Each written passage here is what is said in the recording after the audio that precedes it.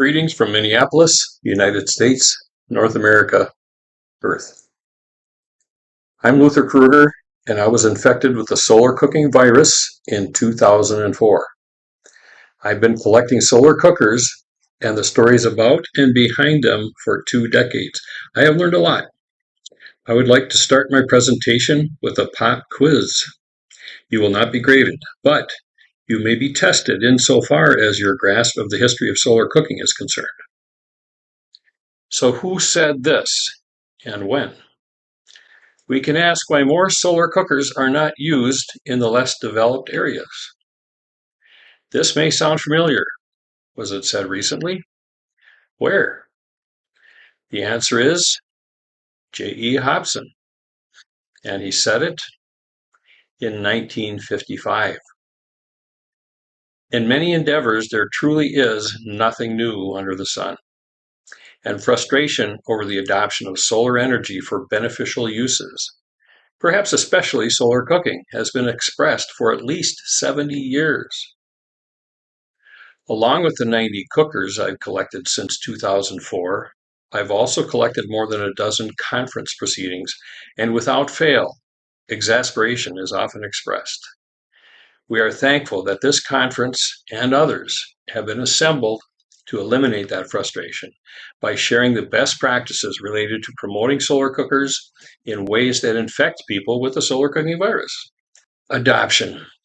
How do we assure that people take this thing that we've handed them seriously and use it whenever the sun shines? I have been blessed to have met over 100 solar cooks in my home country of the United States and dozens across the world through my video series on YouTube. And from them, I've heard several answers which ring true. For the museum's video series, I usually ask the open-ended question, what do you see as the future of solar cooking? How do we reach those who need them the most and convince them to use the cookers? Many of these intrepid advocates expressed their best recommendations for promoting solar cookers in any region of the world. Like Dr. Hobson, most also lamented the overall low rate of adoption of solar cookers, especially in areas with the most urgent needs. But we have assurances from veterans in our movement that it is possible. It takes work. It takes education. It takes strategic thinking. From Pat McCardle and many others, I've learned that we can't just deliver cookers with the capacity of only one pot, and that dropping off cookers alone is not enough.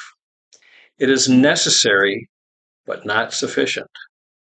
Without including the other two legs of the stool, namely efficient wood stoves and hay basket cookers, many inspired to start cooking with the sun will stop when the rainy season begins, or when they don't cook 2 dishes at once like they can on a 3-stone fire. From Tom Hallquist, I learned that one can practice what community organizers preach, that each one reach one is often more effective. It's wonderful to reach out to hundreds at a time, but one-on-one outreach can also be persuasive. Tom can fit 2 of his cookers in an extra suitcase, which helps to assure the cooker actually makes it through customs in many countries. From Crosby Menzies, I took to heart that one cultural barrier isn't built up by those we hope to infect with the virus. Rather, our own false assumptions about the communities we visit get in the way. Crosby, Jim LaJoy, and many others emphasize the need to promote quality, effective cookers. An inferior cooker sends the wrong message and might as well be part of the stack of t-shirts that find their way to developing nations after we in the developed world have discarded them. From Marge Evans DeCarpio and Jean Bethke of Solar Oven Partners, the scope of education and continued contact and presence in the area in need of solar cookers became clearer to me. Solar Oven Partners and Solar Household Energy both find a key factor in success was to find leaders with staying power, leaders who could establish and expand the outreach, training, and moral support necessary to see high rates of adoption. With these and many other lessons in mind, it is understandable that we think our efforts are doomed from the start. They are not doomed, but with each necessary but not sufficient step taken, the odds against success are stacked ever higher. As a community organizer for 30 years, I learned that one way of doing things is not the only way, and many strategies can be combined to create an effective program. The museum's Earthwide Solar Cooking Forum was relaunched in 2024 to discuss and document successes and failures of these activities so that veteran solar cooking promoters and those new to the work can learn as well. I was prompted to research this presentation by combing through the detailed interactive map created by Solar Cookers International. SCI relies on veteran solar cooks to self-report their promotional activities, specifically where they have brought their cookers. The vast majority of reporting parties are promoters of solar cookers overseas, though some individuals have reported single instances of cookers gifted or sold in some countries. This map generated this presentation's title. It is necessary and valuable, yet it is not sufficient. To be clear, this map should be maintained. Even better, revisions to its underlying data with symbol sets and clickable points would make this map universally valuable to any who visit SCI's site. Its value at present is historical. Over 700 reported drops of cookers have been reported, involving over 100 promoters. Each dot can be reviewed for the date the cookers were distributed, the organization or individual bringing the cookers, the number of cookers given or sold, and if available, the website for the distributor. Maintaining data for this resource is a challenge. Self-reported data must often be taken at face value. No reliable assumptions can be made as to the continued use of cookers. For example, panel cookers of the Cook-It era are not durable, and to actively use one for a year requires exhaustive maintenance. Box cookers fare better, but the more durable, the more expensive. The more expensive, the less likely box cookers will be the ones distributed to regions first considered for alleviating poverty or preventing deforestation. Less cost equates to lower longevity. Parabolic cookers can be had cheaply, but you get what you paid for. Poor quality metals, peeling reflective appliques, and unstable platforms take their toll on these generally durable cookers. A sampling of the 700 reports pegged to the map found that well over half netted no usable contact information for the distributors or a receiving organization. An educated guess is that no cooker can be considered actively used outside of 10 years in the field without tremendous support systems. Panel cookers made without durable materials are unlikely to last more than a year. Anecdotally, this avid solar cook has spoken to many cooker distributors who have returned to the destination regions only to find their cookers AWOL, inoperable, or scavenged for tools and accoutrements the recipients considered more valuable. This points to the difficulty in ascertaining whether 4.5 million cookers, as reported here, are currently in use. We celebrate the sheer volume while tempering our enthusiasm by facing the reality that hundreds of millions across the world are at risk for health problems from cooking fire smoke, unsafe drinking water, and catastrophes that follow deforestation. All the effort documented in this map was necessary and laudable, but the map is not enough in its current form. The good news is it can be made both more accurate and eminently more useful for anyone promoting solar cookers. In my career, I was tasked with using maps to discover crime patterns, to more effectively deploy police and city resources, but also, unique in our country, we used maps to recruit community partners who were often more empowered to address crime and livability issues or solve social problems in their own communities. With our experience creating maps for problem solving, community organizing, and strategic communications, the above concerns point to the following upgrades to this needed resource. We begin with the distribution map. This map can be considered a series of snapshots documenting the work of dozens of organizations. The points on the map represent the number of cookers sent to specific regions, or in many cases, the destinations are not represented, but rather the originating solar cooker maker or promoter. The size of the point gives the visual cue as to the volume of cookers distributed. The value of recording the history of our movement cannot be overstated. As Santayana said, those who cannot remember the past are condemned to repeat it. By reminding us of the great strides forward in solar cooker promotion, SCI inspires others to continue and expand the work. From personal experience, even at these conferences, I've noted many who were unaware of work already being done. Some work that bore fruit and others that ended in failure. They had no memory to call up and so repeated the work for better or worse. We all know the expression, don't reinvent the wheel. So this map is necessary, a vital tool for our movement, but it is not sufficient. To illustrate one dot that tells only the first part of the story. Craig Shearer developed the Freedom Cooker in the early 1990s. By 1993, he began distributing the cooker through various channels, reporting that 3,600 or more were sent. But the dot shows his group's headquarters, not the dozens of nations where Solar Freedom International distributed his unique box cooker. Why is this important?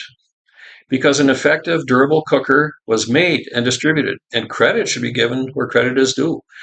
While updating the map 23 years later may seem futile, it can be done with a limited number of the distribution dots and will better convey the increased presence of solar cookers in areas where they are most needed. The next series of layers I propose provide context for the cookers represented by the dots. The first and probably most important added layer represents the level of insolation throughout the year. What's worth noting is what every solar cooker proponent who's researched the highest priorities for distribution has said: get them where they're most needed. The sun does not shine equally throughout the world on any given day. One successful manufacturer made note of this in a recent meeting of the SRAG Rotary Group. He will not promote his own cooker in areas with healthy forests, high levels of rainfall, or cloud cover. He's found that it is too difficult to convince people when it's proportionately difficult to demonstrate the use of the cookers. Also, it can be safely said that if you live in an area that hasn't been denuded of trees and has relatively safe sources of drinking water, it isn't as urgent as it is for those who say, the trees run away from us, as they do in the southern part of Africa, and those that see the scourge of river worms and asthma. So this layer shows the regions that unequivocally deserve attention sooner and more aggressively than those with less sunlight to cook with. Layer 2. Yes, you can still cook with sunlight in these areas without a lot of sunlight. Yes, these forests aren't immune from profiteers who would take the short-term gain but create a long-term environmental problem. And while our advocacy advances the cause, while we inspire others to take up the work, and while our numbers appear to be growing, we haven't reached the tipping point where we don't need to prioritize our limited resources. So the combination of these two layers, if properly explained in the home base for this map, will help direct new cooker makers and promoters and individuals and church groups and Rotarians and climate activists to focus their work beginning with the most desperate regions. The third layer. Regions with high levels of pollution are known to be burning fossil fuels for energy production. Wildfires may also raise the hazards of respiratory illnesses. It has been recently reported that some areas already deforested are resorting to cooking fuel that is widely available. What is that fuel? Plastic trash. There is little doubt that this level of desperation is contributing to the toxic air everyone in the area is breathing. There is also little doubt that solar cookers provide a far healthier option for these families. You could say this is a third layer of prioritization for our efforts. Layer number 4. So far, we've seen layers that illustrate the problem. I would also urge the addition of more positive information. This would be represented by a layer to include potential community partners that cooker distributors can tap into. With the next layers, I ask you to take out a notepad and start writing up your to-do list. I'm asking you to follow up in your travels with these affinity groups and resources that we have barely tapped into. For instance, during many of my solar road trips, I was gratified to learn of the existence of makerspaces. Several solar cooker designers got their start or developed their cookers through their membership in these hotbeds of creativity. Well, if you've never heard of them, you're in luck. Make Magazine keeps a current map of existing makerspaces around the world. Most large metropolitan areas have at least one makerspace. You can join them for a nominal monthly or annual fee. Most spaces have more than enough tools for tinkering with solar cooker designs.